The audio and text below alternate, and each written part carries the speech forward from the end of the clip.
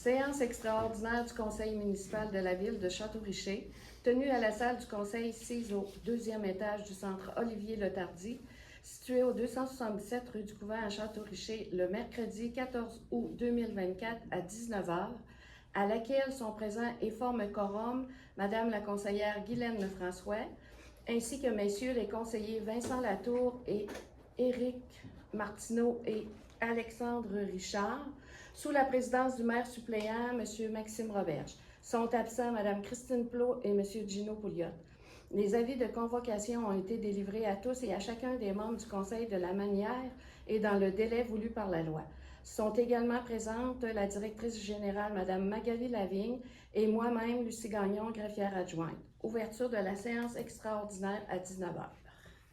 Merci beaucoup, Mme Gagnon. Donc, au point 1, ouverture de la séance extraordinaire. Considérant les articles 323 et 338 de la loi sur les cités et villes, stipulant que les membres du Conseil doivent être convoqués au plus tard 24 heures avant l'heure prévue pour le début de la séance. Considérant que la greffière adjointe a déclaré qu'un avis de convocation pour la présente séance extraordinaire a été signifié à chaque membre du Conseil municipal conformément à l'article 338 de la loi, ce qui est bien vrai. Et considérant que les membres présents à l'ouverture de la séance forment quorum, en conséquence, la séance extraordinaire du 14 août 2024 est déclarée régulièrement constituée et ouverte. Je suis au point 2, donc adoption de l'ordre du jour. Considérant que tous les membres du conseil municipal ont pris connaissance de l'ordre du jour ci-après qui était contenu dans l'avis de convocation et qu'ils renoncent à sa lecture, je tiens à mentionner aux gens qui regardent la séance sur le lien YouTube et les gens dans la salle que le point 6 qui était présenté sur l'ordre du jour qui a été publié sur la page Facebook de la ville a été retiré. Donc, on en reparlera dans une séance subséquente. Donc, c'était sur du mobilier urbain, donc ça a été retiré. On n'en jasera pas ce soir. Donc, l'ordre du jour étant ce qui a été envoyé aux gens, j'aurais besoin d'un proposeur, s'il vous plaît. Je propose. Donc, Mme Guylaine Lefrançois, elle nous propose d'adopter l'ordre du jour de la séance extraordinaire du 14 août tel que déposé. Est-ce que tout le monde est d'accord? D'accord. Excellent. Donc, c'est adopté à l'unanimité. Donc, bienvenue à tout le monde à cette séance extraordinaire du mois d'août. Donc, je procède tout de suite avec le point majeur ce soir, qui est l'adoption du règlement numéro 123-24, décrétant une dépense n'excédant pas 1 015 300 $ et un emprunt du même montant pour les fournitures de services professionnels à la réalisation des études diverses 2024. Donc, c'est un point là, qui a fait l'objet, qui était à l'ordre du jour de la séance du mois d'août, la séance ordinaire. Donc, on a eu l'avis de motion et le règlement qui est déposé. Donc, on fait l'adoption ce soir. Donc, je vais faire la lecture de ce que Mme Lavigne a lu la semaine dernière. Donc, considérant que les défis des prochaines années pour la ville de Château-Richer sont importants à relever, considérant que l'admission à certains programmes de subvention, comme le Primo, le Pracim, exige les prérequis qui se traduisent par des études, l'état des lieux, des analyses ou des plans, considérant que les infrastructures de la ville sont vieillissantes et exigent une attention immédiate, soit l'usine d'eau potable, l'assainissement des eaux usées, la réfection de murs de soutènement, de ponceaux, de ponts, de dragage de cours d'eau, de renouvellement des conduites d'aqueduc et d'égouts, finalement de mise en place des pluviaux. Considérant que le plan d'intervention datant de 2016 est caduc et doit être mis à jour pour accéder aux subventions, considérant que le ministère de l'Environnement, de la lutte contre les changements climatiques, de la faune et des parcs impose des prises d'action concrètes pour se conformer, considérant que la complexité légale des zones agricoles, les particularités pour être admissibles aux subventions inhérentes requièrent l'intervention de professionnels dans des champs d'expertise variés, considérant que les services des infrastructures du MAMACH réclament des études pour envisager la construction d'une nouvelle usine d'eau potable, considérant que les possibles déploiements et développements immobiliers, tant résidentiels que commerciaux, sont directement entravés par l'atteinte de la capacité maximale à fournir de l'eau potable. Considérant que la ville tient à se positionner et se démarquer en offrant une vision d'avenir pérenne sur les plans culturels, sociaux, environnementaux pour favoriser la force d'attraction. Considérant que la prévision d'un garage municipal digne, conforme aux besoins et adéquatement conçu et équipé s'avère essentielle. Considérant que la ville ne peut honorer à même son budget les prérequis et exigences. Considérant qu'un état des lieux est incontournable pour hiérarchiser les essentiels pour les prochaines années afin de consolider et prévenir. Considérant qu'avec la reddition de compte du programme TEC 2019-2024, à l'issue des travaux de la rue du Couvent, La nouvelle enveloppe TEC 2024-2028 sera disponible. Considérant que le programme TEC 2024-2028 permet des débouts rétroactifs au 1er janvier de cette année, la Ville soumettra l'analyse et la possible subvention versée contribuera à la diminution de la dette. Considérant que la Ville contractera un financement permanent sur une période de 5 ans, considérant que le montage financier est principalement construit sur les estimations de la FQM, considérant que l'avis de motion du présent règlement a été dûment donné lors de la séance ordinaire du Conseil tenue le 5 août 2024 et que le projet de règlement a été déposé à cette même séance, considérant qu'une copie du règlement a été remise aux membres du Conseil municipal au plus tard 72 heures avant l'heure fixée pour le début de la séance d'adoption de ce soir, considérant que ce règlement était disponible pour consultation à la mairie 2 jours juridiques avant la séance extraordinaire du 14 août 2024, conformément à l'article 356 de la loi, considérant que des copies du présent règlement sont disponibles et mises à la disposition du public pour consultation dès le début de la séance d'adoption, et ce, conformément à l'article 356 de la loi sur les cités et villes, considérant que la nature des travaux a pour objet les fournitures de services professionnels à la réalisation des études diverses de l'année 2024. En conséquence, je propose d'adopter le règlement numéro 623-24. Est-ce que tout le monde est d'accord? D'accord. Oui. Excellent. Donc, merci beaucoup. Donc, c'est adopté à l'unanimité des conseillers présents. Je procède avec le point 5 et je donne la parole à M. Alexandre Richard. Merci, M. Monsieur. Octroi d'un contrat pour le contrôle qualitatif des matériaux en chantier pour la rue du Couvent. Donc, considérant la demande d'appel d'offres par voie d'invitation auprès de 4 soumissionnaires pour les services professionnels en contrôle qualitatif des matériaux pour le projet mentionné ci-haut. Considérant les soumissions déposées, donc la première, laboratoire d'expertise de Québec limité, prix avantage de 46 100 $. Groupe GEOS Incorporé à 46 400 $. Le groupe ABS à 50 579,94 $. Le groupe Envira Environnement Incorporé à 54 762 $. En conséquence, je propose d'octroyer le contrat à la firme Laboratoire d'expertise de Québec limité pour les services professionnels en contrôle qualitatif des matériaux pour le projet de réfection des infrastructures existantes, égouts, aqueducs et pluviales, dans la rue du Couvent, au montant de 46 100 $ taxes en su, le tout tel que stipulé dans leur soumission. Excellent. Donc, est-ce que tout le monde est d'accord avec cette proposition? D'accord. Merci. Donc, c'est adopté à l'unanimité des conseillers. Donc, c'est un petit peu la même chose qu'on avait fait pour l'autre contrat important qu'on avait donné au mois de juillet là, pour la réfection de la rue de l'Église et les rues avoisinantes. Donc, les services conseils pour le contrôle qualitatif de ce qui se passe pendant les travaux. On est bien content de ça. On poursuit avec le point 6. Je cède la parole à M. Martineau. Merci, M. le maire suppléant. Demande introductive d'instance en injonction interlocutoire et permanente pour le lot 4 583 833. Considérant les nombreuses dérogations aux règlements municipaux par le propriétaire du 673 route Saint-Échillé, considérant que la mise en demeure du 12 juillet 2024 est demeurée sans réponse, considérant les enjeux de santé et de sécurité au 673 route Saint-Échillé, en conséquence, je propose que le Conseil de la Ville de Château-Richer mandate la firme Morancy Société d'avocats pour entreprendre un recours en injonction interlocutoire et permanente, ainsi que toute procédure judiciaire requise à l'encontre du propriétaire du 673 route Saint-Échillé, afin que ce dernier soit forcé de corriger les dérogations à la réglementation municipale et d'effectuer les travaux nécessaires afin de rendre le bâtiment conforme. Merci beaucoup, M. Martineau, pour votre proposition. Est-ce que tout le monde est d'accord? D'accord. Donc, merci, c'est adopté à l'unanimité. Je m'en vais maintenant au point 7, qui est la période de questions par rapport au sujet qui était à l'ordre du jour de ce soir. Est-ce qu'il y en a? Bien sûr. D'accord. Bonjour. Bonjour. Je suis encore. Je suis Saint-Hilaire. Oui. J'aimerais avoir plus de détails sur le point 6, la demande introductive d'instance. Vous avez mentionné, M. Martineau, qu'il y avait des enjeux de sécurité. On peut en savoir plus, parce que, tu sais, quand même, on va payer des avocats.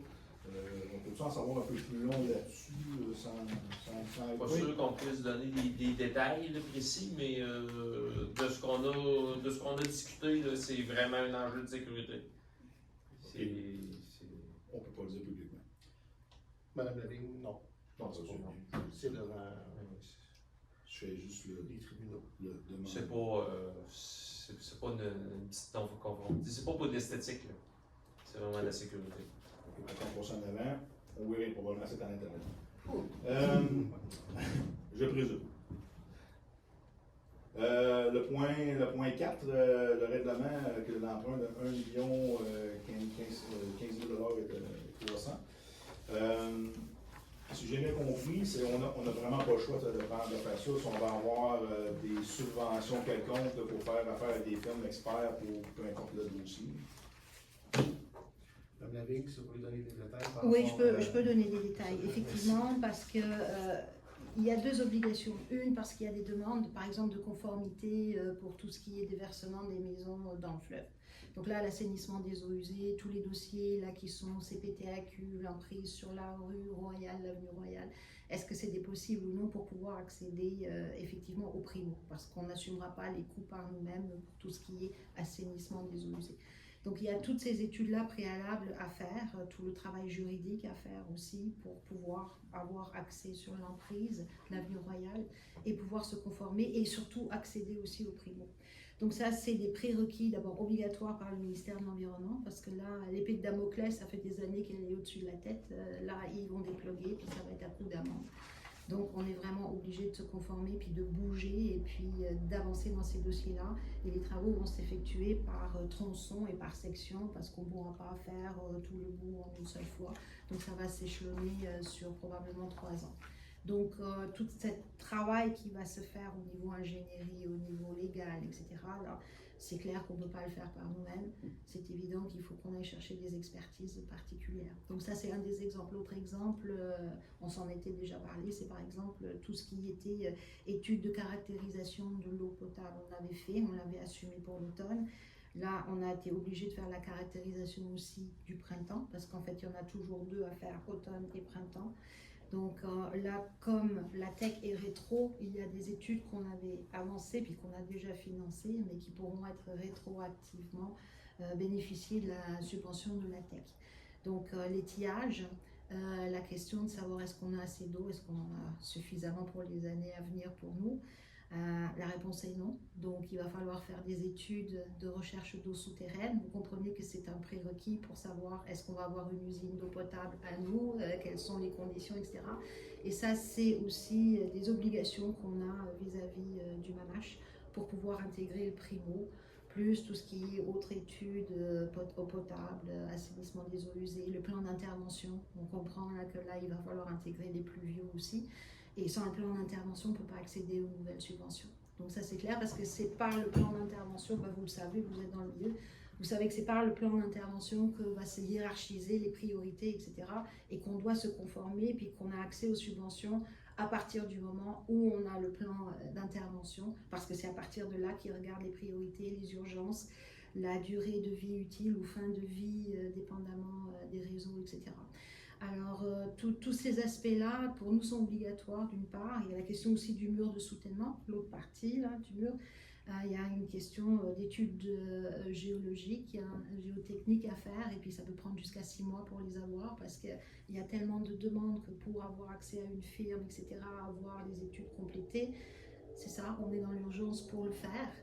Donc c'est un prérequis pour pouvoir accéder à la tech, aussi pour pouvoir avoir les travaux dans le mur de soutènement, et pour ne pas perdre une année. Parce que si on ne fait pas toutes ces études-là, si on attend l'année prochaine, il faudra faire les études, et avant qu'on arrive à pouvoir concrétiser les travaux, on va être en 2026.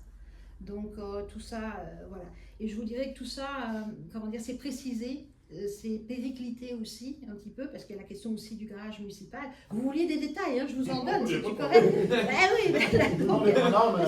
Parce que là, il y a aussi les prérequis, par exemple, pour un garage municipal, il faut qu'on ait des esquisses de plans architecturaux, savoir la dimension dont on a besoin, etc. On ne parle pas du tout de l'emplacement, là, parce que là, après, la cabane, on la mettra là où on voudra, là, mais c'est d'avoir une idée de la dimension, de la taille, etc., pour le déposer dans le programme PRACIM, qui est celui qui travaille sur les édifices municipaux et pour lesquels on va pouvoir accéder à des subventions qui peuvent aller de 65% à 75% si on se conforme par exemple au niveau de tout ce qui est développement durable, si on utilise le bois, etc., etc. Donc on travaille là-dessus. C'est un prérequis, donc c'est des études aussi qu'il faut qu'on fasse pour pouvoir accéder à différents programmes de subventions. Là, j'étais partie sur autre chose, j'oublie, mais en tout cas, donc c'est vraiment pour pouvoir accéder à, pas perdre une année, être proactif. Et oui, ça a périclité, c'est dans ce sens-là que je le disais, avec la nomination et puis la confirmation qu'il allait y avoir une nouvelle enveloppe tech. Parce que sinon, on allait être beaucoup plus réservé et nuancé dans les choix. Tout ça, c'était à faire. Je l'avais préparé pratiquement depuis l'automne dernier. Avec les experts aussi, c'est tout ce qui s'en venait, là, l'état des lieux qu'on avait sur Château-Richer, et puis de voir, bon, qu'est-ce qui est prérequis pour entrer dans tel programme, qu'est-ce qu'il faut qu'on fasse, qu'est-ce qui va être obligatoire, qu'est-ce qui est incontournable. Donc on avait pas mal identifié tout vers la fin de l'automne, mais là, on était dans les limites aussi financières. Donc avec l'annonce de la tech, ça nous a donné un air d'aller là qu'on n'aurait pas pu avoir autrement. Parce que cette tech-là, ça a été annoncé il n'y a pas si longtemps. Pas si longtemps, parce que moi j'étais à la DMQ, ça a été annoncé qu'il y en aurait une. Ouais. Et ça fait peut-être 2 semaines et demie qu'on a eu une confirmation avec la lettre et le dépôt du montant qu'on aurait pour la ville de Château-Richer. Et le guide, donc, qui nous permet aussi de savoir qu'est-ce qui rentre pas.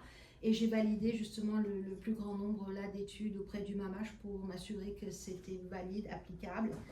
Et effectivement, c'est rétro, mais il faut qu'on fasse la reddition de compte pour 19-24.